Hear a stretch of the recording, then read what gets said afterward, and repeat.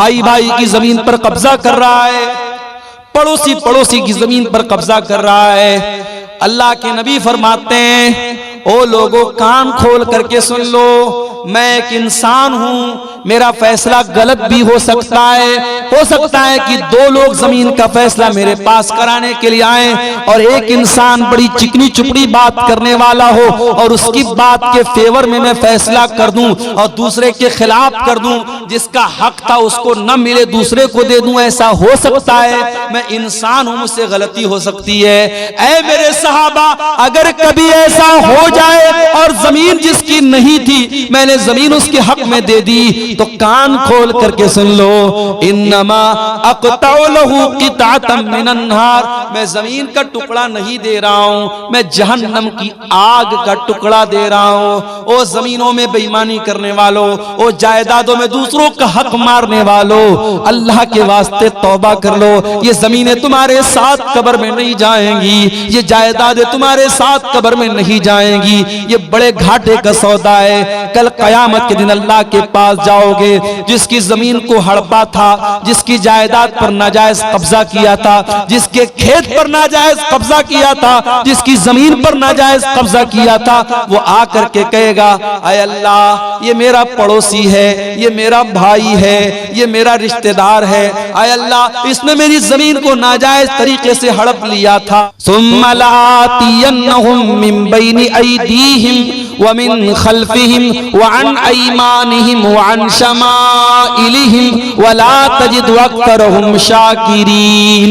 आय अल्लाह मैं तेरे ज्यादातर बंदों को बहकाऊंगा, आय अल्लाह आगे से भी बहकाऊंगा, पीछे से भी बहकाऊंगा, दाएं तरफ से भी बहकाऊंगा, बाएं तरफ से भी बहकाऊंगा, आय अल्लाह हर तरफ से तेरे बंदों को बहकाऊंगा। वला तजिदु अक्तरहुम शाकिरीन, और तेरे ज्यादातर बंदे तेरे नाशुक्रे हो जाएंगे। नाशुक्रे हैं कि नहीं? बड़े बड़े पढ़े लिखे लोग हैं, काबिल लोग हैं, वेल एजुकेटेड हैं, वेल क्वालिफाइड हैं, सूरज के आगे हाथ जोड़ रहे हैं, चांद की इबादत कर रहे हैं, पेड़ की इबादत कर रहे हैं, नदी के आगे हाथ जोड़ रहे हैं, सांड को देख करके, गाय को देख करके उसके आगे हाथ जोड़ रहे हैं, गाय का पेशाब पी रहे हैं, गाय का गोबर खा रहे हैं। आपके गुवाहाटी के अंदर औरत की शर्मगाह की मूर्त बनी, उसकी इबादत हो रही है, शर्मगाह की पूजा, शर्मगाह की इबादत हो रही है। इससे बढ़ करके अल्लाह ताला की नाशुक्री क्या होगी? पैदा करने वाला अल्लाह, जिंदगी देने वाला अल्लाह, ऑक्सीजन चलाने वाला, ऑक्सीजन देने वाला अल्लाह, रोजी रोटी का मालिक अल्लाह, और अल्लाह की धरती पर रह करके अल्लाह की ऑक्सीजन में सांसें लेकर के इंसान शर्मगाह की इबादत कर रहा है। इससे बढ़ के नाशुक्री क्या होगी? अभी हमारे उत्तर प्रदेश में 12 साल पर हमारे गैर मुस्लिम भाइयों का एक त्योहार आता है, महाकुंभ के नाम से। अभी वो चल रहा है, बड़ी भीड़ है, अभी ट्रेनों में, रोड पर सफर करना बड़ा मुश्किल है। इलाहाबाद के अंदर, प्रयागराज के अंदर सारे देश भर से संत साधु आए हुए हैं, मीडिया वाले खूब कवरेज दे रहे हैं। उसमें ऐसे भी साधु लोग आते हैं, ऐसे भी बाबा लोग आते हैं। कोई 10 साल से अपना हाथ ऐसे उठाए हुए है और उसी को बहुत बड़ी इबादत समझ रहा है। कोई नंगा हो करके, मादर जात बरहना है, नंगा है, बदन पर एक कपड़ा नहीं, शर्मगाह नजर आ रही है। औरत आती है, उस नंगे बाबा के आगे सजदा करती है, उसकी शर्मगाह को छू करके आशीर्वाद लेती है और मीडिया वाले उसको कवरेज दे रहे हैं। मेरे प्यारे साथियों, इस मंजर को देख करके इंसानियत भी शर्मा जाए, इंसान भी शर्मा जाए कि ये क्या हो रहा है। शर्मगाह की इबादत हो रही है और इंसान नंगा घूम रहा है और उसको दीन समझा जा रहा है, उसको सवाब समझा जा रहा है। ये सारे मनाजिर देखने के बाद क्या हमारे और आपके दिल में ये जज्बा पैदा नहीं होता कि ऐ अल्लाह, तेरा बहुत बड़ा करम और एहसान है कि तूने हमें मुसलमान बनाया है। हमारी औकात नहीं थी, हमारी हैसियत नहीं थी कि हम अपनी सूझबूझ से इस दीन को कबूल करते। बड़े बड़े दानिश्वर, बड़े बड़े पढ़े लिखे बुद्धिजीवी लोग इसी मुल्क में रहते हैं, इस्लाम कबूल नहीं कर रहे हैं, तौहीद कबूल नहीं कर रहे हैं। अय अल्लाह, हम इस बात की गारंटी कैसे ले सकते थे? ये तो तेरा करम है, तूने हमें मुसलमान बनाया है। कभी गौर करना मेरे प्यारे साथी, हमारे अंदर कोई सुरखाब का पर लगा हुआ? अल्लाह ने कौन सी ऐसी खास बात हमारे अंदर देखी हमको मुसलमान बना दिया?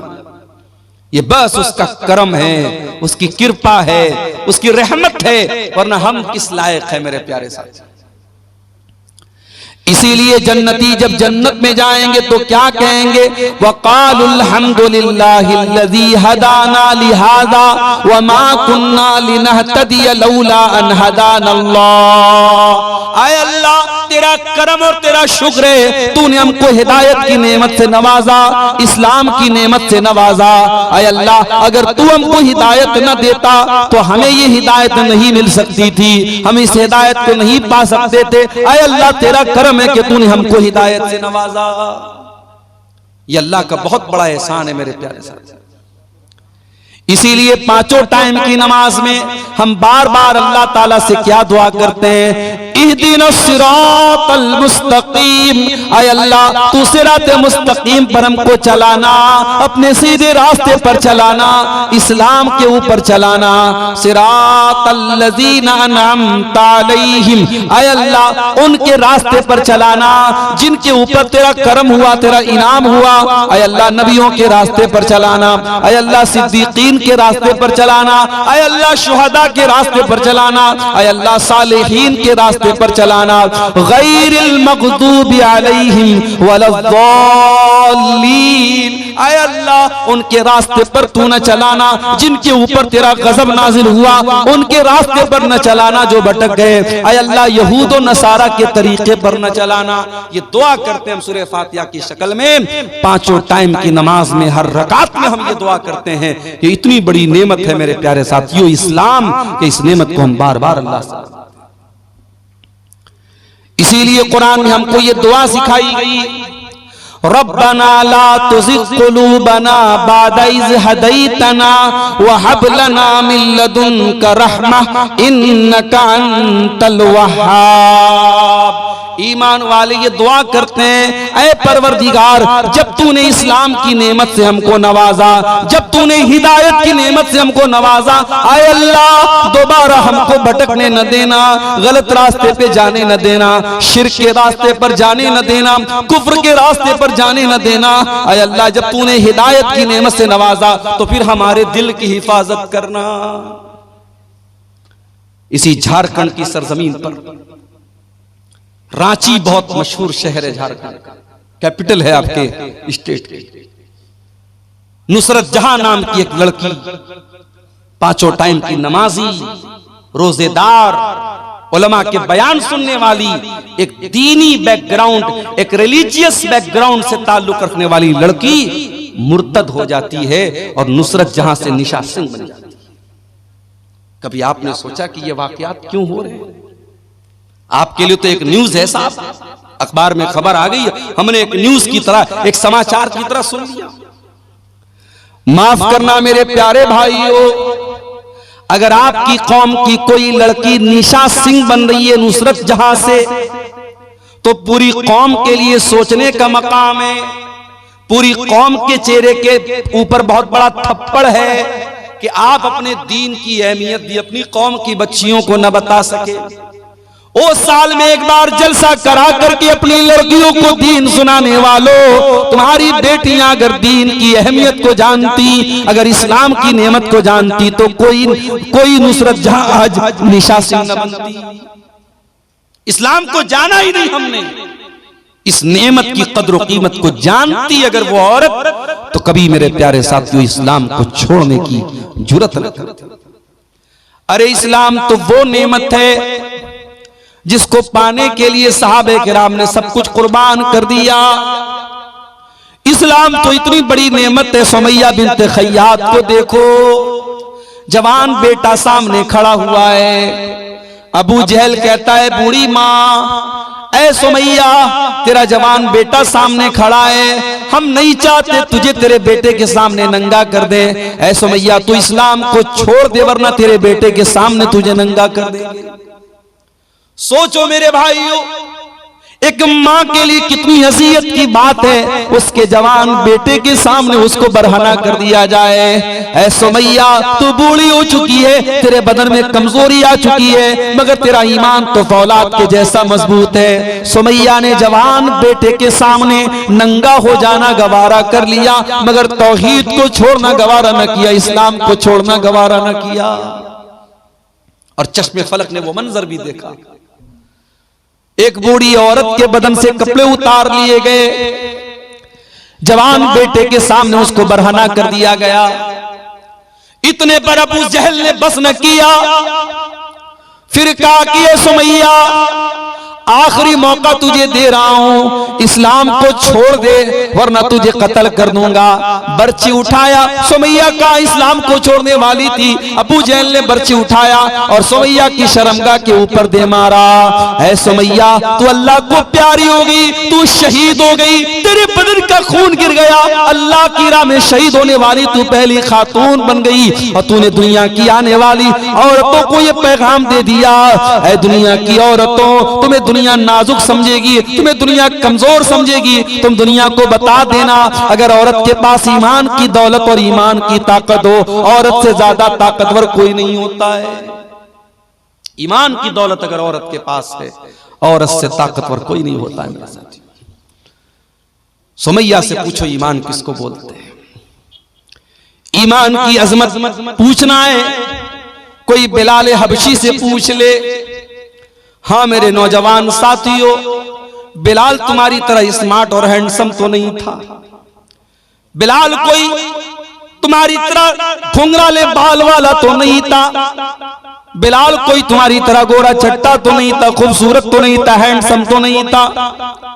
बिलाल तो हबशा का एक गुलाम था, काला कलूटा था, उसकी पूरी बॉडी काली थी, मगर उस काले सीने में जो दिल था, बिलाल के सीने में जो दिल था, वो दिल अल्लाह ताला की मोहब्बत से भरा हुआ था। ओ दुनिया वालों, तुमने तो जब भी देखा है लोगों की सूरतों को देखा है, लोगों के चेहरों को देखा है, आओ तुम्हें बिलाल की सीरत भी दिखाते हैं। बिलाल काले हैं, बिलाल का बदन काला है, और बिलाल के काले बदन को उनका मालिक अरब के तपते हुए सहरा पर लिटा देता है। नीचे गरम गरम बालू है, नीचे गरम गरम रेत है, और बिलाल के सीने पर गरम पत्थर भी रख देता है। बिलाल के सीने की चर्बी भी पिघल रही है और बिलाल की पीठ भी पिघल रही है। और बिलाल का मालिक कहता है, उमैया बिन खल्फ कहता है, ऐ बिलाल तेरे सीने की चर्बी को पिघलाना हमें अच्छा नहीं लगता, तुझे टॉर्चर देना हमें अच्छा नहीं लगता। ऐ बिलाल हम तुझे टॉर्चर करना बंद कर देंगे, बस एक शर्त है, तू अल्लाह की तौहीद को छोड़ दे और हमारे 360 माबूदों का इकरार कर ले, हमारे साथ तू भी शिर्क का नारा लगा दे और ला इलाहा इल्लल्लाह की आवाज तू निकालना बंद कर दे। बिलाल हम तुझे तकलीफ देना छोड़ देंगे। बिलाल की जबान से आवाज नहीं निकल रही, बिलाल कुछ कहने की पोजीशन में नहीं है, मगर उस गर्म पत्थर के नीचे उस तपते हुए सहरा में लेटे हुए बिलाल की जबान से एक लफ्ज सुनाई देता है। बिलाल कहते हैं, अहद अहद अहद, मैं जिस अल्लाह की इबादत करता हूं वो एक है, वो यकता है, वो अकेला है, मैं एक अल्लाह की इबादत करने वाला हूं। ऐ उमैया बिन खल्फ तू लाख मेरे सीने पर गरम पत्थर रख दे, तू लाख मेरे बदन की चमड़ी को जला डाले, ऐ उमैया बिन खल्फ बिलाल अल्लाह ताला की तौहीद को छोड़ने वाला नहीं है। अहद अहद, मेरा अल्लाह एक है, मेरा माबूद एक है, मेरा रब एक है। ओ लोगों, इस्लाम वो नेमत है जिसकी हिफाजत की खातिर बिलाल के सीने की चर्बी पिघल गई, मगर बिलाल ने इस तौहीद को नहीं छोड़ा। ये शहादत गए उल्फत पे कदम रखना है। लोग आसान समझते हैं मुसलमान, हमने तो ये समझा मुसलमान के घर में पैदा हो गए, अब्बा ने अब्दुल्ला नाम रख दिया, अब्दुर्रहमान नाम रख दिया, लड़के थे तो खतना करा दिया, बड़े हुए टोपी लगाने लगे, लुंगी पहनने लगे, बड़े का गोश्त खाने लगे। हमने तो इन चीजों को मुसलमानों की पहचान बना डाली। हो लोगों, इस्लाम इतना आसान तो नहीं है ये तो शहादत गए उल्फत में कदम रखना है। लोग आसान समझते हैं मुसलमान होना, लोग आसान समझते हैं मुसलमान होना। इस्लाम ये फूलों की सेज नहीं है मेरे प्यारे साथियों, ये कांटों भरा रास्ता है। इस्लाम पर चलते हुए कदम कदम पर ऐसे मौके आएंगे जब आपको अपनी ख्वाहिशात का गला घोटना पड़ेगा, अपनी इच्छाओं को मारना पड़ेगा, अपनी डिजायर्स को खत्म करना पड़ेगा, तब जाकर के आप अल्लाह ताला की जन्नत को पा सकते हैं। इस्लाम में पूरे के पूरे दाखिल हो जाओ, इस्लाम में अधूरे दाखिल मत होना। इस्लाम वो दीन है जो अल्लाह ताला का इकलौता पसंदीदा दीन है। इस्लाम के आने के बाद अब कोई और दीन अल्लाह ताला क्या स्वीकार्य नहीं होगा, एक्सेप्टेबल नहीं होगा, कबूल नहीं किया जाएगा। अल्लाह कुरान में कहता है इन्नद्दीन इंदल्लाहिल इस्लाम, अल्लाह ताला के यहाँ अगर कोई दीन कबूल होगा तो इस्लाम होगा। अल्लाह फरमाता है वमन यब्तगी गैरल इस्लाम दीनन फलन युक़बल मिन्हु व हुवा फिल आखिरति मिनल खासिरीन। तुम इस्लाम को छोड़ करके कोई और मजहब लेकर के आओगे, तुम जितनी भी नेकी का पहाड़ लेके आ जाओ, अगर इस्लाम के अलावा कोई और मजहब लेकर के आओगे कबूल नहीं किया जाएगा। दुनिया के और मजहब में अल्लाह को खुश करना है, शादी नहीं कर सकते। बड़े बड़े ईसाइयों के गिरजाघरों में चले जाओ, वहां आपको ऐसी औरतें मिलेंगी जिनको नन कहा जाता है। ये नन वो औरतें होती हैं जो जिंदगी भर शादी नहीं करती हैं, जो अपने आप को चर्च के लिए खास कर लेती हैं। उनका अकीदा ये होता है अगर अल्लाह ताला को राजी करना है, खुश करना है, तो हम शादी नहीं करेंगे, हम शौहर के पास नहीं जाएंगे, हम सारी जिंदगी चर्च में रहेंगे। उनको नन कहा जाता है। ये अकीदा है ईसाइयों का। हमारे हिंदू भाइयों के यहाँ एक अकीदा है अगर आपको ईश्वर को प्रसन्न करना है, अल्लाह को खुश करना है, तो आपको ब्रह्मचारी बनना पड़ेगा, दुनिया को त्यागना पड़ेगा, पत्नी से दूर रहना पड़ेगा, बच्चों से दूर रहना पड़ेगा, दुनिया को मोह माया समझ करके दुनिया को त्याग देना होगा, दुनिया को छोड़ देना होगा। जरा सोचो मेरे प्यारे साथियों, अगर ये तसव्वुर इस्लाम का भी होता तो कितनी परेशानी होती।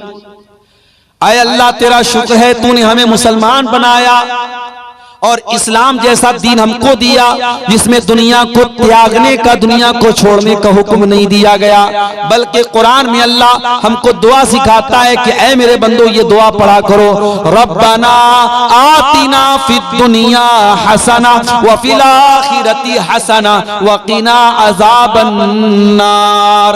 ऐ परवरदिगार हमारी दुनिया को भी अच्छा बना दे, हमारी आखिरत को भी अच्छा बना दे और हमें जहन्नम की आग से तू बचा ले। ये कुरान की सबसे जामे दुआ है और ये वो दुआ है मेरे प्यारे साथियों। अगर आपने कभी हज किया होगा, कभी उम्रा किया होगा, जब आप तवाफ करते हैं खाने काबा का तो हजर अस्वद और रुकन यमानी के बीच में इस दुआ को पढ़ते हैं। ये इतनी प्यारी दुआ है मेरे साथियों।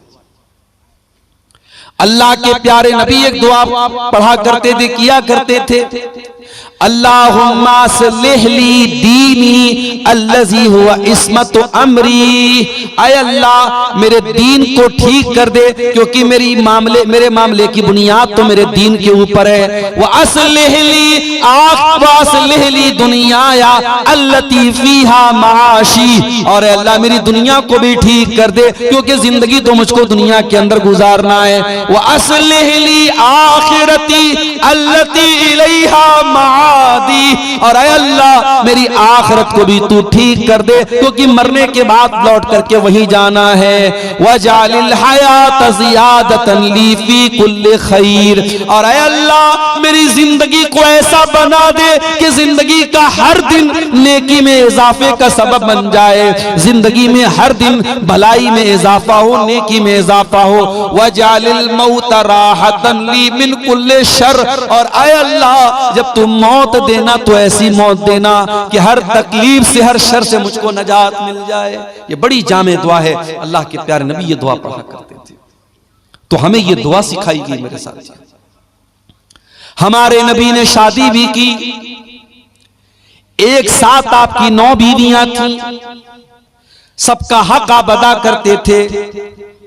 आपके कुछ सहाबा ने जब शादी ना करने का इरादा कर लिया, मिसाल के तौर पर एक सहाबी थे, उनका नाम था उस्मान बिन मज़ून रज़ी अल्लाह ताला अन्हु। उन्होंने ये तय कर लिया कि मैं शादी ही नहीं करूंगा। यहां तक कि उन्होंने ये तय कर लिया कि वो अपने टेस्टिकल्स को निकलवा देंगे, अपने खुशियतैन को निकलवा देंगे, यानी मर्द रहने के काबिल ही नहीं रहेंगे, मर्दानगी खत्म कर देंगे, शादी के काबिल ही नहीं बचेंगे। यहां तक उन्होंने इरादा कर लिया। भाई उस जमाने में नसबंदी नहीं होती थी, मेडिकल साइंस का जमाना नहीं था। तो जैसे हम जानवरों को देखते हैं कि जानवरों को खस्सी कर दिया जाता है ताकि फिर जानवर पैदावार बढ़ाने के काबिल न बचे, तो हजरत उस्मान बिन मज़ून ने खस्सी करने का अपने आप को इरादा कर लिया कि मैं इस लायक ही न बचूं कि मैं शादी कर सकूं। अल्लाह के नबी को पता चला, आपने उस्मान बिन मज़ून को बुलवाया। और मैं यहां पर यह वजाहत कर दूं कि ये वो उस्मान नहीं है जो अल्लाह के नबी के दामाद थे, वो दूसरे उस्मान है। ये गलतफहमी मत पाल लीजिएगा। वो उस्मान बिन अफ़्फ़ान थे जो नबी के दामाद थे, ये दूसरे हैं। इनका नाम उस्मान बिन मज़ून था, इनके अब्बा का नाम मज़ून था। ये अल्लाह के नबी के पास आए, नबी ने पूछा क्या है उस्मान, मुझे ऐसा ऐसा पता चला है। कहा अल्लाह के नबी सही पता चला है। आपने फरमाया कि ऐ उस्मान, तब तकी रहबानियतन, क्या तुम ये चाहते हो कि इस्लाम को छोड़ करके तुम रहबानियत अपना लो? ऐ उस्मान, मेरे दीन के अंदर रहबानियत नहीं है। ऐ उस्मान, मैं अल्लाह का नबी हूं, लेकिन कान खोल करके सुन लो। उमिरतु अन अनामा व अकूमा, मुझे अल्लाह ने हुक्म दिया है मैं रात में आराम भी करता हूं और रात में नमाज भी पढ़ता हूं। व असूमा व उफ्तिर, मैं रोजा भी रखता हूं और कभी कभी रोजा नहीं भी रखता हूं, मैं कंटिन्यू नफिल रोजा नहीं रखता हूं। और अल्लाह ने मुझको हुक्म दिया है मैं निकाह भी करता हूं, मेरी बीवियां भी है, और यही मेरा तरीका है। फमन रगीबा अन सुन्नती फलैसा मिन्नी, जो मेरे तरीके से हटेगा उसका मुझसे कोई ताल्लुक नहीं है। इस्लाम इतना प्यारा दीन है, रडुआ बन करके कोई जिंदगी गुजारे, कोई शादी न करे, कोई बगैर जोड़े के रहे, इस्लाम की तालीम नहीं है। इस्लाम हुक्म देता है अपने लड़कों और लड़कियों की शादी कराओ। कोई लड़का, कोई मर्द बगैर बीवी के न रहे, कोई औरत बगैर शौहर के न रहे, ये इस्लाम की तालीम है मेरे प्यारे। और आगे बढ़िए, अल्लाह के नबी के एक सहाबी हैं, नाम नोट कर लो, अब्दुल्ला बिन अमर बिन आस। नबी के सहाबा में 4 अब्दुल्ला बहुत मशहूर हैं। नहीं मालूम के दुआ वालों को शायद, उलमा को शायद पता है, बल्कि यकीनन पता होगा। अवाम की बात अगर कहूं, रात रात भर तकरीर सुनने वालों को भी नहीं पता होगा। नबी के सहाबा में 4 अब्दुल्ला बहुत फेमस है, बहुत मशहूर हैं। अब्दुल्ला बिन उमर, अब्दुल्ला बिन मसऊद, अब्दुल्ला बिन अमर बिन आस और अब्दुल्ला बिन अब्बास। ये 4 अब्दुल्ला बहुत मशहूर है साहबा। इनको अबादिले अरबा कहा जाता है, 4 अब्दुल्ला। इसमें से एक सहाबी अब्दुल्ला बिन अमर बिन आस हैं, वो भी सहाबी, उनके अब्बा भी सहाबी, बाप भी सहाबी, बेटा भी सहाबी। हजरत अब्दुल्ला बिन अमर बिन आस बहुत बड़े सहाबी हैं, बहुत नेक इंसान है, रात रात भर नमाज पढ़ने वाले इंसान है, दिन में कंटिन्यू नफिल रोजा रखने वाले इंसान है। उनकी शादी हो गई। शादी के कुछ दिनों के बाद जब बहू को ससुर ने देखा कि बहू न बालों में कंघी कर रही है, न चेहरे पर पानी फेर रही है, चेहरा भी अजीब सा बना हुआ है, बाल भी बिखरे पड़े हैं, तो ससुर ने बहू से पूछा कि क्या बात है, ऐसी तूने हालत क्यों बना के रखी है? भाई ससुर को तो पर्दा नहीं करना है ना। अच्छा, ससुर आ गया तो बहू क्या करती है, जल्दी से अपने चेहरे पर घूंघट डाल देती। ससुर आ गया और देवर आ गया तो तब कभी नहीं घूंघट डालती। देवर से पर्दा नहीं है, जेठ से पर्दा नहीं, ससुर से पर्दा है। ये अजीब और गरीब सिस्टम हमारे यहाँ है। जबकि ससुर तो गैर महरम नहीं है, महरम है वो। ससुर बाप के दर्जे में, अगर ससुर के सामने घूंघट नहीं भी डालेगी, अगर सीने पर दुपट्टा है तो भी चलेगा, लेकिन देवर से तो पर्दा करना है। देवर से पर्दा नहीं करेगी, ससुर से करेगी। तो यहां बहू को देखा ससुर ने कि बहू का चेहरा बड़ा उतरा हुआ है। कहा है मेरी बच्ची क्या बात है, नई नवेली दुल्हन तो बड़ा सज संवर करके रहती है, क्या बात है, तेरे बाल क्यों बिखरे पड़े हैं, तेरा चेहरा क्यों बिखरा पड़ा है, क्या बात है। कहा है अब्बा जान, आपका बेटा तो रात में नमाज पढ़ता है, दिन में रोजा रखता है, आपके बेटे को बीवी से कोई मतलब ही नहीं है। हजरत अमर बिन आस समझ गए क्या मसला है, डायरेक्ट बेटे को बोलना मुनासिब नहीं समझा। अल्लाह के रसूल सल्लल्लाहु अलैहि वसल्लम के पास आए, अरे अल्लाह के नबी मेरे बेटे की नई नई शादी हुई है और ये हाल है, बीवी का हक अदा नहीं कर रहा है, बीवी के पास भी नहीं जाता है, रात रात भर नमाज पढ़ता है, दिन में रोजा रखता है। आपने बुलाया हजरत अब्दुल्लाह को, आए अब्दुल्ला अलम उखबर अन्नका तक़ूमुल लैल व तसूमुन नहार, आए अब्दुल्ला मुझे पता चला है तुम रात रात भर नमाज पढ़ते हो, क्या सही खबर है।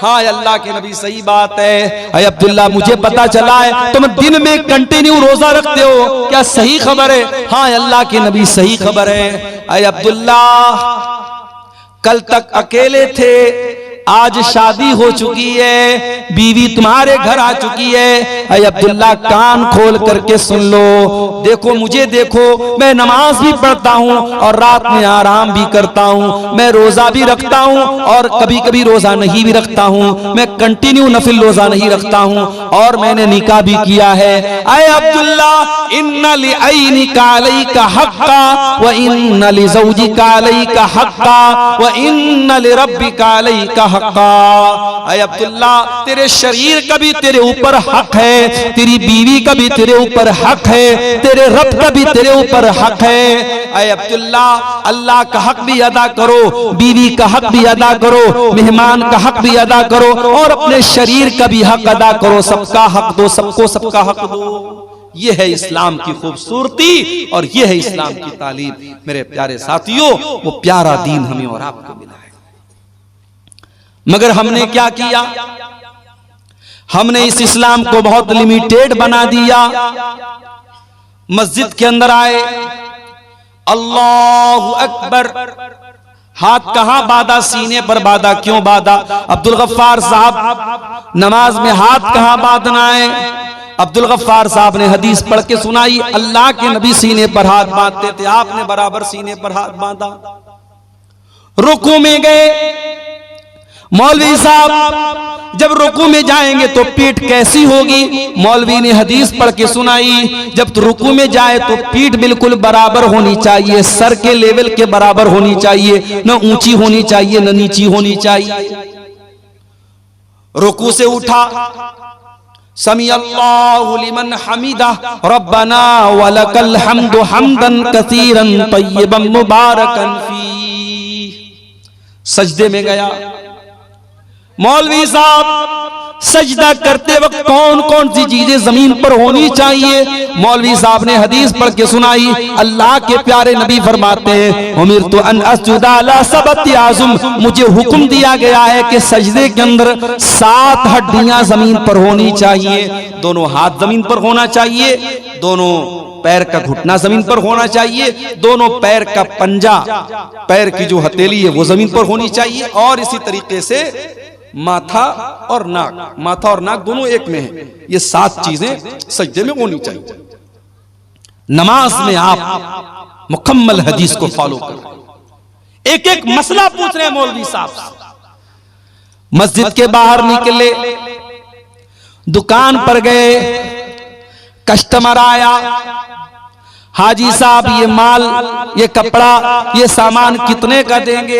हाजी साहब कहते अल्लाह की कसम मुझे 100 का पड़ा है, तू 110 दे दे। वही हाजी साहब जो मस्जिद में नमाज का तरीका मौलवी साहब से हदीस की रोशनी में पूछ रहे थे, जब मार्केट में आए, जब बिजनेस करने आए, जब कारोबार करने आए, तो झूठी कसम खा करके अपने माल की गलत कीमत बता दी। ओ लोगों, तुमने ये क्यों समझ लिया कि इस्लाम तुम्हारे कारोबार पर अप्लाई नहीं होता? इस्लाम कारोबार से बाहर किसी चीज का नाम है। ओ लोगों, इस्लाम एक मुकम्मल ज़ाबिते हयात का नाम है। इस्लाम एक मुकम्मल लाइफ स्टाइल का नाम है। इस्लाम अगर आपको नमाज पढ़ने का तरीका बताता है तो इस्लाम आपको कारोबार करने का तरीका भी बताता है। जब आप बिजनेस करेंगे, कारोबार करें, अल्लाह के नबी ने फरमाया कि वहां झूठ नहीं बोलना है, वहां धोखाधड़ी नहीं करना है, वहां किसी हराम माल का बिजनेस नहीं करना है। कारोबार करने का भी आपको तरीका बताया गया। यहां तक कि जब आप पेशाब करने जाते हैं, लेट्रिन करने जाते हैं, इस्तिंजा कैसे करना है उसका भी तरीका बताया गया। घोड़े और कुत्ते की तरह खड़े होकर के पेट की जिप खोल करके कहीं पर भी पेशाब कर लेना और शर्मगाह को न धुलना, इस्तिंजा न करना, माफ करना, ये मुसलमान का तरीका नहीं है, ये जानवरों का तरीका है, मुसलमान का तरीका नहीं है। हजरत सलमान फारसी रजी अल्लाह ताला अन्हु के पास एक मर्तबा यहूदी आए और यहूदियों ने आकर के मजाक उड़ाते हुए कहा कि ऐ सलमान फारसी, तुम्हारे नबी ने तो तुम्हें सब कुछ सिखाया है, तो ये भी सिखाया होगा पेशाब कैसे किया जाए, पखाना कैसे किया जाए। कहा कि हाँ ए यहूदियों, हमारे नबी ने पेशाब और पाखाना करने का तरीका भी हमको बताया है। अमरना अल्लाह नस्तकबिल क़िबलत वला नस्तदबिरहा, हमारे नबी ने हमें हुक्म दिया है जब इस्तिंजा करने बैठे तो किबला की तरफ, पश्चिम की तरफ ना चेहरा करें न पीठ करें। और हमारे नबी ने हमको मना किया कि 3 से कम ढेले के जरिए इस्तिंजा न करें। और हमारे नबी ने मना किया कि हम गोबर या हड्डी से इस्तिंजा न करें। ये 3 हुक्म हमारे नबी ने तो हमें पेशाब और पाखाना करने का दिया है। गोया यहूदी तो मजाक उड़ाने के लिए आए थे, मगर सलमान फारसी ने जवाब दे दिया कि ऐ यहूदियों, तुम सही कह रहे हो, हमारे नबी ने हमारे लिए कोई चीज नहीं छोड़ी, हमारे नबी ने हमें पेशाब और पाखाना करने का तरीका भी हमको बताया। शादी हो गई आपकी, बीवी के पास आपको मिलने जाना है। हो सकता है ये टॉपिक दुनिया के लिए बहुत अजीब व गरीब टॉपिक हो, इस टॉपिक पर बात करना है गुनाह माना जाता हो, लेकिन इस्लाम इस टॉपिक पर भी बात करता है। और बीवी से मिलने के वो तरीके जो नाजायज और हराम हैं, इस्लाम उनसे मना करता है। आज हमारे नौजवानों में गंदी फिल्मों के जरिए, पॉर्न मूवीज के जरिए बहुत सारे गलत तरीके बीवी से मिलने के राइज हो चुके हैं। आज इसकी भी जानकारी करने की जरूरत है कि मियां बीवी के ताल्लुकात के सिलसिले में इस्लाम क्या कहता है। बहुत सारे गलत और नाजायज तरीके राइज हो चुके हैं और हमारे नौजवानों में जो बहुत सारे तरीके ऐसे मशहूर हो चुके हैं शहवत पूरी करने के, जो हराम और नाजायज है। कोई अपने हाथों से अपनी शहवत को बर्बाद कर रहा है, अपने शरीर को बर्बाद कर रहा है, और कोई शादीशुदा इंसान अपनी बीवी के साथ जो नेचुरल तरीका है उससे हट करके गैर फितरी तरीके से, जानवरों से भी बदतर जो तरीका है, उस तरीके के साथ अपनी बीवी के पास जाता है। मेरे प्यारे साथियों, इस्लाम ने बीवी से मिलने के आदाब भी हमको बताए हैं। अल्लाह के नबी फरमाते हैं, इज़ा अता अहदुकुम अहलहू, जब तुम में से कोई अपनी बीवी के पास जाए तो मुलाकात करने से पहले ये दुआ पढ़े, बिस्मिल्लाह अल्लाहुम्मा जन्निबना शैतान व जन्निबिश शैतान मा रज़क़तना। ये दुआ पढ़ने के बाद अपनी बीवी के पास जाए अल्लाह के नाम से, आए अल्लाह तू हमें शैतान से बचा और हमारी पैदा होने वाली औलाद को भी तू शैतान से बचा। अल्लाह के प्यारे नबी फरमाते हैं, अगर कोई ये दुआ पढ़ने के बाद बीवी से मुलाकात करेगा, अगर औलाद पैदा होगी, अगर अल्लाह ने मुकद्दर में औलाद लिखी है, तो शैतान उस औलाद को नुकसान नहीं पहुंचाएगा। बड़ी छोटी सी दुआ है, लेकिन आज हम में से बहुत सारे लोग बड़े दीनदार हैं, मगर ये छोटी छोटी बातें हैं। मेरे प्यारे साथियों, इस्लाम तो हमें बीवी से मिलने के आदाब भी हमको बताता है। और आगे बढ़िए, शादी ब्याह उसको हमने बिल्कुल खारिज कर दिया इस्लाम से। चाहे आपके इस इलाके की अंसारी बिरादरी हो, चाहे हमारे बनारस के अंसारी समाज के लोग हों, चाहे आपके कटिहार के शेरशाबादी समाज के लोग हों, मुसलमानों में शादी में बहुत सारी फजूल किस्म की रस्मों रिवाज आ गई। कहीं जहेज धड़ल्ले से चल रहा है, बाकायदा डिमांड हो रही है। हमारे पहचान के एक साहब हैं, वो बिहार बेतिया एक जगह है बिहार में, बेतिया के रहने वाले, कई बेटियां हैं उनकी, सरकारी टीचर हैं। तो एक मर्तबा उनकी किसी बेटी का रिश्ता लगा, तो मैंने पूछा कि मास्टर साहब आपकी बेटी का जो रिश्ता लगा है लड़का क्या करता है? तो कहा कि लड़का राजगीर का काम करता है, जो मकान वगैरह बनता है, मिस्त्री का काम करता है। तो जाहिर है मिस्त्री का काम करता है तो एक लेबर क्लास का ही काम है, कोई बहुत हाई फाई काम तो नहीं है। तो उन्होंने कहा, रोते हुए कहा, बड़े दर्द के साथ कहा कि मौलाना साहब राजगीर का काम करता है वो लड़का, लेकिन 5 लाख रुपए की डिमांड किया है उसने जहेज। क्या कहेंगे आप? जितना क्वालिफाइड दामाद है उसी के हिसाब से डिमांड हो रही है, और जहेज मांगने वाला भी पक्का मुसलमान और जहेज देने वाला भी पक्का मुसलमान। मेरे प्यारे साथियों, नबी के दौर में हजारों शादियां हुई, नबी ने 11-11 शादियां की, नबी ने 4 बेटियों की शादी की, सहाबे किराम ने निकाह किया। न वहां बारात था, न वहां जहेज था, न वहां मंगनी की रस्म थी, न वहां हल्दी की रस्म थी। बड़े सिंपल तरीके से निकाह हो जाता था। हमारे यहाँ आज शादी ब्याह में पूरा का पूरा सिस्टम ही गड़बड़ है। बस एक काम सुन्नत के मुताबिक होता है, बल्कि वो भी सुन्नत के मुताबिक नहीं होता है। निकाह पढ़ाने के लिए हम मौलवी साहब को बुलाते हैं, और मौलवी साहब बेचारे आते हैं और बाकायदा लड़का के पास निकाह कबूल कराने के पहले लड़की के पास जाते हैं और लड़की से कबूल करवाते हैं। हमारे बनारस में भी ये रिवाज है। मैं तो कई बार तकरीरों में बोल चुका हूं कि भाई लड़की के पास काजी साहब, मौलवी साहब को जाकर के कबूल करवाने की कोई जरूरत नहीं है। इस्लाम में लड़की को कबूल नहीं करना है, कबूल करने का काम लड़के को करना है। अभी कल की बात मैं आपको बताऊं, बनारस में एक निकाह पढ़ाना था। हमारे एक दोस्त की बहन की भाई की शादी थी, निकाह पढ़ाने में गया तो अब वो सिस्टम तो वही था, लड़की के यहां भी जाना था, पर्दा लगा हुआ था, उधर लड़की बैठी है। अब फला बिनते फला आपका निकाह फला के साथ हो रहा है, क्या आपको कबूल है? लड़की अंदर से रो रही है, बेचारी तड़प रही है। उसकी माँ समझा रही है, चची लोग समझा रही, बेटा बोल दे बोल दे बोल दे। बड़ी देर के बाद लड़की बोलती हाँ कबूल है। अच्छा भाई, निकाह नामा में लेकर के गया था मैंने, उसमें बता दिया भाई लड़की की यहाँ साइन करा लो, सिग्नेचर करा लो। अब निकाह नामा जब अंदर से आया बाहर तो देखा इतनी बड़ी सी पेन उसके साथ, खूबसूरत सी पेन, उस पर जो है नग वगैरह जड़े हुए हैं और मोर का पंख लगा हुआ है, और उस पर इंग्लिश में कुछ लिखा हुआ है। मैंने देखा तो लिखा तो कबूल है, उस पेन के ऊपर लिखा हुआ है कबूल है। तो आजकल ये ड्रामेबाजी चल रही है। दुल्हन के लिए बाकायदा ऐसा दुपट्टा आ रहा है, दुपट्टे पर लिखा रहता फलाने की दुल्हन, अब्दुल्ला की दुल्हन, अब्दुर्रहमान की दुल्हन। यानी जब तक वो बेचारी दुपट्टा नहीं पहनेगी लोग नहीं समझेंगे कि किसकी दुल्हन है, किसी और की दुल्हन समझ लेंगे उसको। अजीब व गरीब तमाशे हो रहे हैं।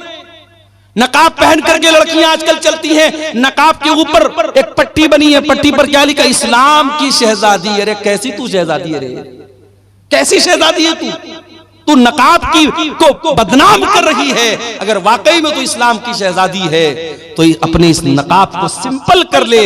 आज देहातों में बहुत सारी जगहों पर देखते हैं नकाब के ऊपर लाइट लगी है, खूबसूरत सी लाइट लगी, चमक रही। अरे भाई नकाब के ऊपर लाइट का क्या काम है? तो ये सब ढकोसलेबाजी हम कर रहे हैं मेरे प्यारे साथियों। माफ करना, इस्लाम इन ढकोसलेबाजियों का नाम नहीं है। इस्लाम बड़ा सिंपल दीन है। दूसरे के तरीके पर और दूसरों के नक्शे कदम पर चलने की कोशिश मत करो मेरे प्यारे साथियों। अल्लाह के नबी ने फरमाया लतत्तबिउन्ना सुनन मन कान क़ब्लकुम शिब्रम बिशिब्रिन व ज़िराम बिज़िरा। ऐ मेरी उम्मत के लोगों, तुम अपने से पहले के लोगों के तरीके पर चलोगे। अगर वो एक बालिस्त चले तो तुम भी एक बालिस्त चलोगे, अगर वो एक हाथ चले हैं तो तुम भी एक हाथ चलोगे। हत्ता लौ सलकू जो अगर तुमसे पहले के लोग किसी जानवर के बिल में चले जाएंगे तो तुम भी बिल में चले जाओगे। अंधी तकलीद दूसरों की करने की वजह से आज हमारी कौम मेरे प्यारे साथियों बर्बाद हो। और आगे बढ़िए, इस्लाम में पूरे के पूरे दाखिल हो जाओ। हाजी साहब मस्जिद में गए, मौलवी साहब से नमाज का तरीका तो पूछ लिया। मस्जिद के बाहर आए, अपने सगे भाई की जमीन को हत्या करके बैठ गए, अपने पड़ोसी की जमीन पर नाजायज कब्जा करके बैठ गए। ओ हाजी साहब, ये जमीन आपके साथ तो नहीं जाएगी दुनिया से। ओ मेरे भाई, जिस दिन तुम मर जाओगे ये सारी जमीन तो दूसरों की हो जाएगी, ये सारा माल तो दूसरों का हो जाएगा, सब ठाट पड़ा रह जाएगा जब लाद चलेगा बंजारा। कब्र की 2 गज जमीन के अंदर सबको जाना है, सब छोड़ के जाना है। ये जमीनें यही रह जाएंगी, ये जायदादें यही रह जाएंगी, ये खेत खलियान यही रह जाएगा, ये तिजोरियां यही रह जाएंगी, ये बैंक बैलेंस दूसरों के नाम हो जाएगा। मेरे प्यारे साथियों, जब आप कब्र के अंदर जाएंगे, जितने भी नेक हो, जितने भी नमाजी हो, जितने भी दीनदार हो, ये कब्र आपको दबोचेगी, ये कब्र आपको पकड़ेगी, ये कब्र आपको के ऊपर तंग हो जाएगी। नबी के सहाबी थे साद बिन मुआज रजी अल्लाह ताला नो, इंतकाल हो गया। नबी के इतने बड़े सहाबी इंतकाल हो गया कि अल्लाह के नबी ने उनके इंतकाल के मौके पर फरमाया, इhtazal मौत li साद इब्न मुआज। आज साद इब्न मुआज का इंतकाल हुआ है। आज इनके इंतकाल पर अल्लाह का अर्श भी हिलने लगा है। इनके जनाजे में 70,000 फरिश्ते जमीन पर उतरे थे। इनका बदन भारी भरकम था। जब जनाजा उठाया गया तो जनाजा बड़ा हल्का मालूम हो रहा था। बाज मुनाफिकों ने कहा कि अरे जनाजा तो बड़ा हल्का मालूम हो रहा है। अल्लाह के प्यारे हबीब ने फरमाया, इन्ना लहू हमलतन गैरुकुम। ऐ मेरे सहाबा, ये साद बिन मुआज का जनाजा है, इसके जनाजे में फरिश्ते भी शामिल हैं। इनके जनाजे को फरिश्तों ने उठा के रखा है। इतने बड़े सहाबी थे साद बिन मुआज रजी अल्लाह ताला। साद बिन मुआज को कब्र में उतारा जाने लगा।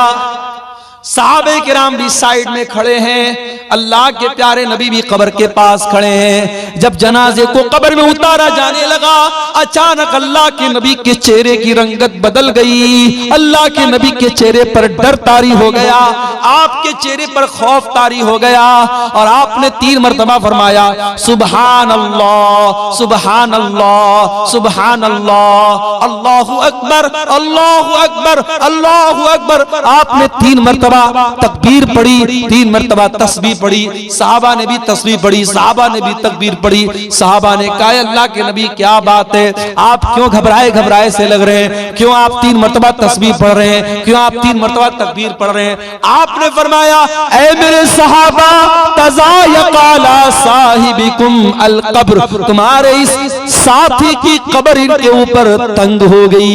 इनकी कब्र ने इनको दबोचा था, इनकी कब्र ने इनको पकड़ा था और जितनी देर इनकी कब्र ने इनको पकड़ा था, ऐ मेरे सहाबा, मैं भी डर गया और मैंने अल्लाह की तस्बीह पढ़ी, अल्लाह की तकबीर पढ़ी।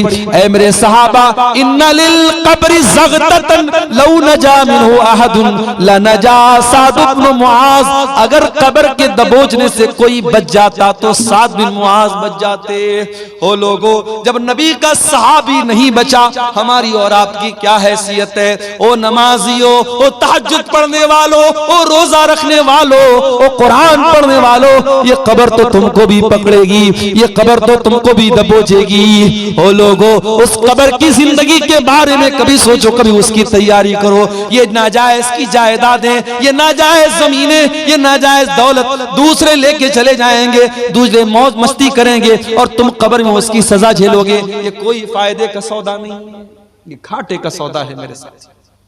हराम कमाई ला करके दूसरों की जिंदगी बना रहे हो और अपनी आखिरत बर्बाद कर रहे हो। भाई भाई की जमीन पर कब्जा कर रहा है, पड़ोसी पड़ोसी की जमीन पर कब्जा कर रहा है।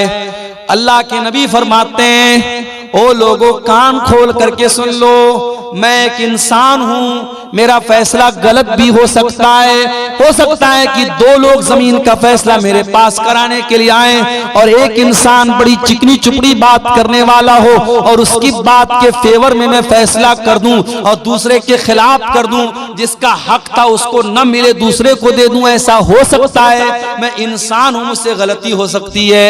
ऐ मेरे सहाबा, अगर कभी ऐसा हो जाए और जमीन जिसकी नहीं थी मैंने जमीन उसके हक में दे दी, तो कान खोल करके सुन लो, इन्नमा अक़तउ लहू क़िताअतम मिनन नार, मैं जमीन का टुकड़ा नहीं दे रहा हूं, मैं जहन्नम की आग का टुकड़ा दे रहा हूं। ओ जमीनों में बेईमानी करने वालों, ओ जायदादों में दूसरों का हक मारने वालों, अल्लाह के वास्ते तौबा कर लो। ये जमीनें तुम्हारे साथ कब्र में नहीं जाएंगी, ये जायदादें तुम्हारे साथ कब्र में नहीं जाएंगी, ये बड़े घाटे का सौदा है। कल कयामत के दिन अल्लाह के पास जाओगे, जिसकी जमीन को हड़पा था, जिसकी जायदाद पर नाजायज कब्जा किया था, जिसके खेत पर नाजायज कब्जा किया था, जिसकी जमीन पर नाजायज कब्जा किया था, वो आकर के कहेगा, ऐ अल्लाह ये मेरा पड़ोसी है, ये मेरा भाई है, ये मेरा रिश्तेदार है, ऐ अल्लाह इसने मेरी जमीन को नाजायज तरीके से हड़प लिया था।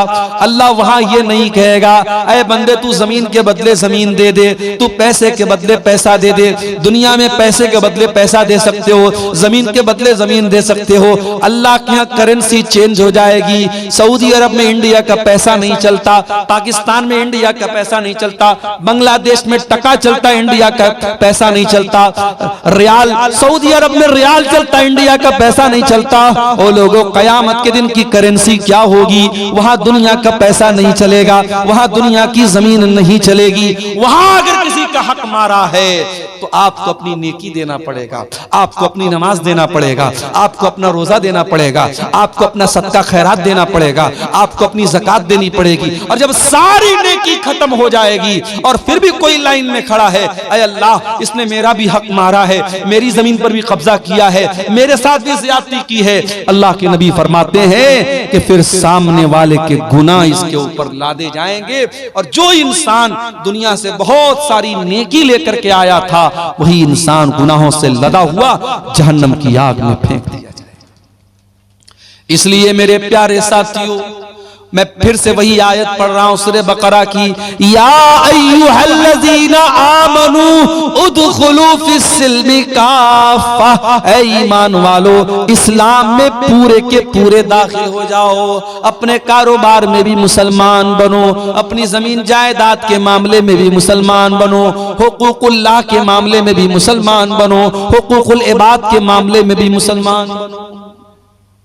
अगर बाप हो एक अच्छे बाप बनो, बेटे हो एक अच्छे बेटे, शौहर हो एक अच्छे शौहर हो, सारे गांव के लिए बहुत अच्छे हो।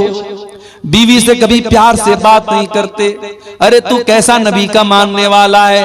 तेरे नबी अपनी बीवियों के नखरे उठाया करते थे, बीवियों के साथ हंसी मजाक किया करते थे। अल्लाह के प्यारे नबी फरमाते हैं, खैरुकुम li अहलिही व अना खैरुकुम li अहली। ओ लोगो, तुम में सबसे बेहतरीन इंसान वो है जो अपनी बीवी के लिए अच्छा है और मैं अपनी बीवी के लिए सबसे अच्छा हूँ। प्यारे नबी अपनी बीवियों के लिए सबसे अच्छे थे। ओ लोगों, अच्छे शौहर बनो, अच्छे बाप बनो। आज तो हमारा हाल क्या है? हमारे बच्चों को तो मोबाइल पालता है। 3 साल का बच्चा है, खाना नहीं खाता, माँ ने यूट्यूब दे दिया। 5 साल का बच्चा है, बच्चा परेशान कर रहा था, माँ ने मोबाइल दे दिया। आपका बच्चा तो मोबाइल से पल रहा है, यूट्यूब से पल रहा है। ओ लोगों, अपने बच्चों को टाइम दो। एक मर्तबा ट्रेन में मैं सफर कर रहा था, एक गैर मुस्लिम लड़का लड़की आपस में बात कर रहे, मुझे नहीं मालूम कि भाई बहन थे या मियाँ बीवी थे या कौन थे, मुझे नहीं मालूम, आपस में बात कर रहे थे। ट्रेन की बात बता रहा हूं। तो लड़के ने कहा कि आजकल छोटी छोटी बच्चियां प्यार मोहब्बत के नाम पे क्या क्या कर रही हैं। 8-8 साल की 10-10 साल की लड़कियां, वो भी प्यार मोहब्बत के चक्कर में पड़ी हुई। तो जो लड़की थी ट्रेन के अंदर, उस लड़की ने बड़ी पॉइंट की बात की।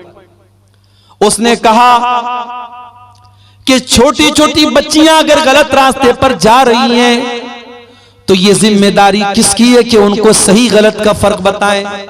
ये जिम्मेदारी माँ बाप की है, ये जिम्मेदारी गार्जियन की है।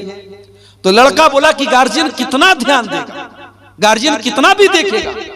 तो लड़की ने कहा कि गार्जियन अपने आप को झोंक दे। आज का दौर वो दौर है, वो गैर मुस्लिम लोग थे, उनकी बातें, मैं ट्रेन में बैठा था, आजकल का तो माहौल ऐसा है, ट्रेन पर भी आप ज्यादा किसी से बात नहीं कर सकती, अपनी अपनी सीट पर आदमी बैठा रहता है। लेकिन वो बातचीत जो हो रही थी मैं सुना तो मुझे वो बात बड़ी वजनदार लगी। उस लड़की ने कहा कि आज के दौर में अगर अपनी बच्चियों की परवरिश करना है तो अपने आप को कुर्बान करना पड़ेगा, तब आप बच्चियों की परवरिश कर सकते हैं। मेरे प्यारे साथियों, जमाना बड़ा नाजुक है। आपकी जवान होने वाली बेटियों को बहकाने के लिए हजारों रास्ते मौजूद हैं। फेसबुक मौजूद है, इंस्टाग्राम मौजूद है, व्हाट्सएप मौजूद है, स्कूल का गंदा माहौल है, कॉलेज का गंदा माहौल है, सोशल मीडिया है, इलेक्ट्रॉनिक मीडिया है, प्रिंट मीडिया है, शैतान के फितने हैं। आपकी जवान होने वाली नस्ल को बर्बाद करने के बहुत सारे रास्ते हैं। अगर आपने ध्यान न दिया, अगर आपने अपने आप को कुर्बान नहीं किया अपने बच्चों की तरबियत के लिए, कल पछताना पड़ेगा।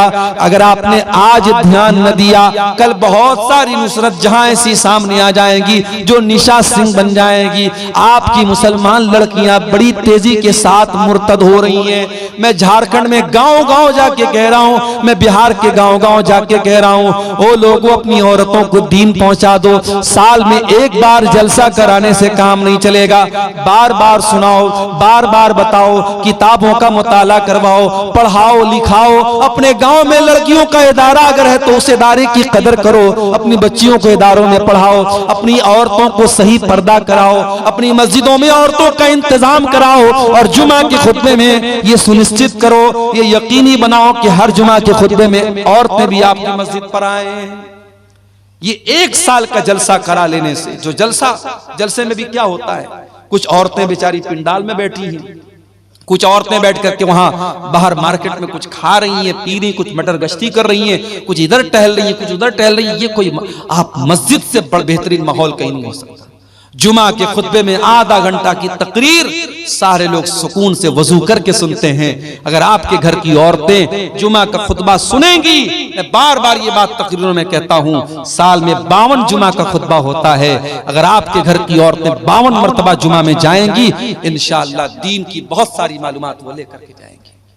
तरबियत के लिए टाइम निकालना पड़ेगा मेरे साथ। इसीलिए अरबी का एक शायर कहता है, लईसल यतीम मन इंतहा अबवाहु मिन हम्मिल हयाती व खल्लफाहु जलीला। अरे यतीम वो नहीं है जिसके माँ बाप दुनिया से चले गए हो। इन्नल यतीम हुवल्लज़ी तल्का लहू उम्मन तखल्लत औ अबम मशगूला। अरे यतीम तो वो बच्चा है जिसकी माँ के पास समय नहीं है, जिसके बाप के पास टाइम नहीं है, जो अपने बच्चों की तरबियत के लिए वक्त नहीं निकालता है। इसलिए मेरे अजीजों, अपने बच्चों की तरबियत के लिए वक्त निकालो। इस्लाम में पूरे के पूरे दाखिल हो जाओ। एक अच्छे बाप बनो, एक अच्छे शौहर बनो, एक अच्छे मुरब्बी बनो, ताकि आपकी आने वाली नस्लें दीनदार बने। ये समाज के फितरों से अगर अपनी आने वाली नस्लों को बचाना है, मेरे अजीजों, अपने आप को नेक और दीनदार बनाओ। जब तक हम खुद दीनदार नहीं बनेंगे, अपने बच्चों को दीनदार नहीं बना सकते।